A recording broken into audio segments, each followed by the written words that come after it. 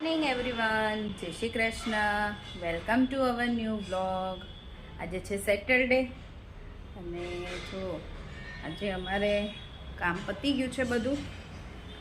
છોકરાઓ જતા રહ્યા છે સ્કૂલે. રાહી અને શ્લોકને આમ આજે સ્કૂલનો છેલ્લો દિવસ છે, ફૂલ ડે, કેમ કે પછી હવે મંડેથી તો એક્ઝામ ચાલુ થાય છે, એટલે પછી એક્ઝામનો ટાઈમ હોય 2 કલાક એટલું જ જવાનું હોય. એવું છે. જો આજે છે ને પુલાવ બનાવવાનો છે, એટલે અહીંયા મેં રાઈસ મૂકી દીધા હતા, વટાણા નાખીને થઈ ગયા છે, અને આમાં ખાલી મીઠું નાખ્યું છે મેં, બીજું કાંઈ નાખ્યું નથી.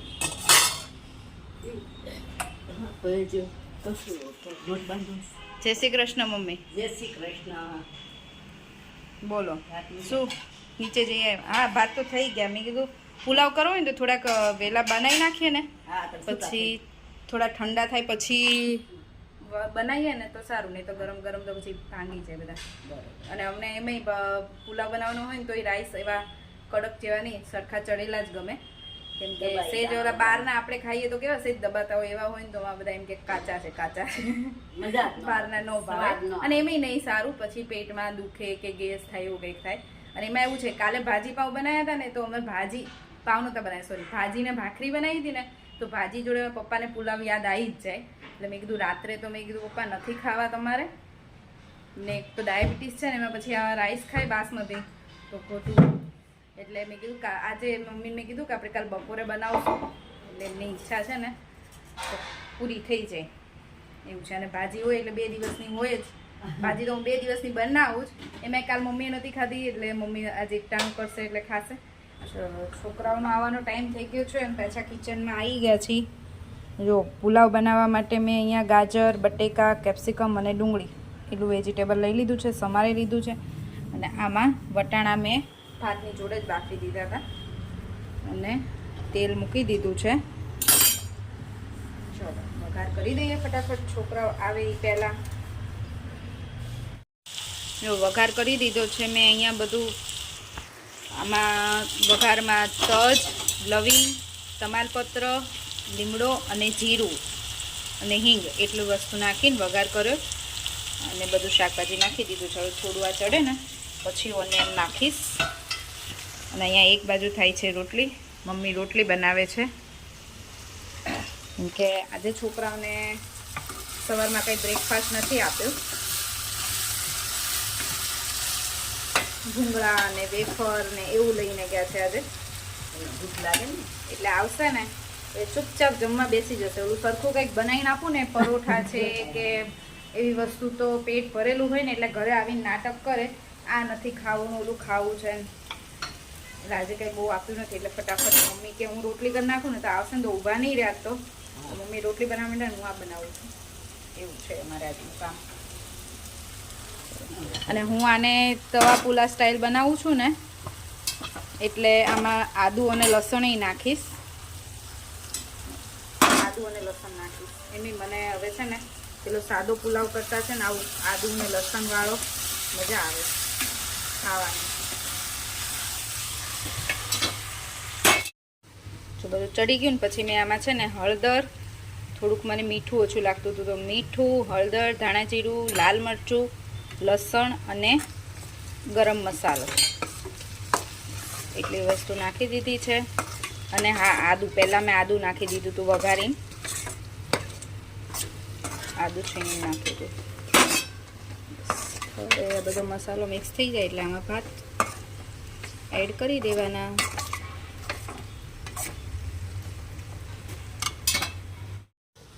અને આ તવા પુલાવ છે ને એટલે મેં આમાં થોડોક ભાજી પાવનો મસાલો પણ નાખ્યો છે.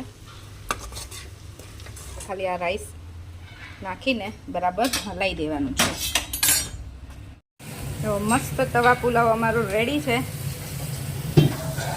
અને અમારે જમવાવાળા આવી ગયા છે, છોકરાઓ. રાહીને તો અમારે એકલો પુલાવ જ ખાવો છે, બીજું કાંઈ નથી ખાવું. ચલો આપી દઈએ છોકરાઓને જમવા માટે.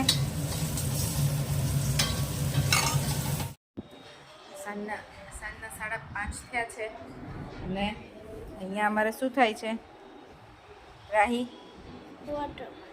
વોટરમેલન એન્જોય કરે છે ગરમીમાં, ઠંડુ ઠંડુ વોટરમેલન. અને એની સાથે ટીવી. આ છોકરી ટીવી જોવે છે ક્યારની. ટીવી બંધ કરજે હવે પછી એટલું ખાઈને, ઓકે? અને મારો ગટ્ટીઓ જો ક્યારનો સૂતો છે, 2:30 વાગ્યાનો. હજી એને જાગવું નથી.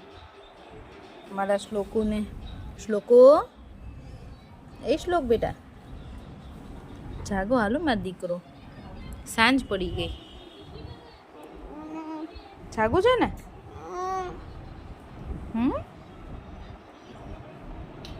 જાગો જાગો.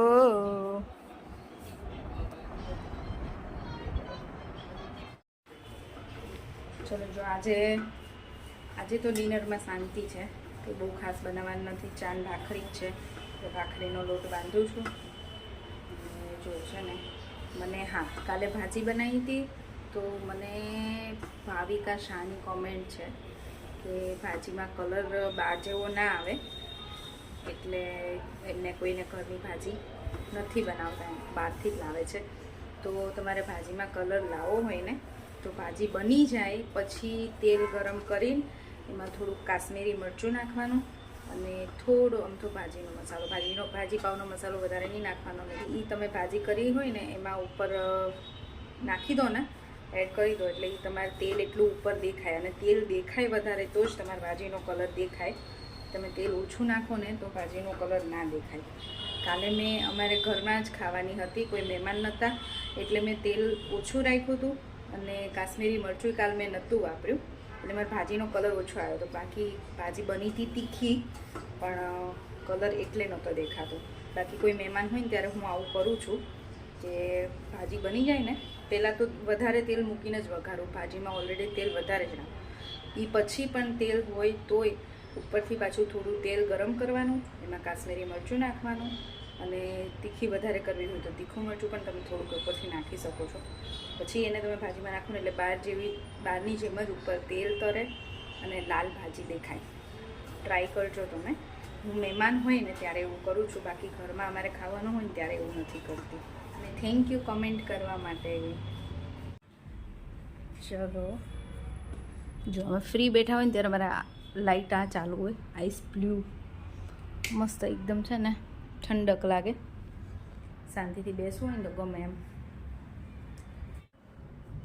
ચલો ડિનર કરીને તો આજે વહેલા ફ્રી થઈ ગયા હતા, કેમ કે આજે કંઈ બહુ ખાસ બનાવવાનું નહોતું. ચાન ભાખરી જ હતી અને મારે તો ભાખરી નહોતી ખાવી, તો મમરાનો ચેવડો ખાધો, મજા આવી. અને છોકરાઓ બંને જમીન પછી નીચે જતા રહ્યા છે રમવા માટે, કેમ કે આજે સેટરડે છે, બધા છોકરાઓ રમતા હોય અત્યારે. એ બંને નીચે જતા રહ્યા છે અને હું અને કેયુર જઈએ છીએ દયાબેનની ખબર પૂછવા. બરાબર ને? ચલો શનિવાર છે, વહેલા ફ્રી થઈ ગયા છે તો ટાઈમ સાચવી લઈએ.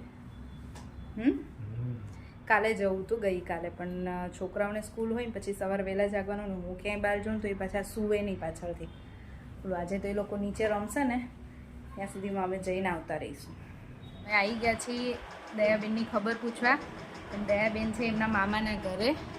અમારા મામા છે, દયાબેનના જ મામા છે, અમારા બધાના મામા છે. આશીષભાઈના ઘરે દયાબેન, મામી, હા દયાબેન સૂતા છે, આમાં બા, અમે બધા બેઠા છીએ. દયાબેનને છે ને હાથ દુખે છે ને હાથ નીચે સીધો રહેતો નથી.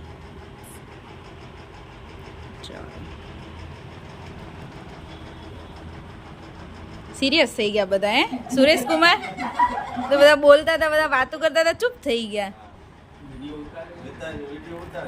હા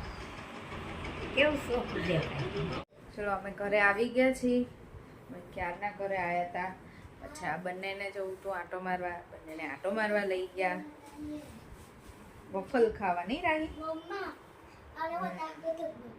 રાહીને શ્લોકને વફલ ખાવું તો એ લઈ ગયા હતા. હવે આવી ગયા છીએ ઘરે પાછા 12 વાગે અને હવે સૂઈ જઈશું. આજે તો શનિવાર હોય ને એટલે ગમે એમ કરીએ ને તો ક્યાંક જઈએ કે ક્યાંક બહાર જઈએ તો અમારે રાતના 12 તો વાગી જ જાય સૂતા સૂતા. હવે આજનો વિડીયો અહીંયા જ પૂરો કરીશું. ફરીથી મળીશું કાલ નવા વિડીયો સાથે.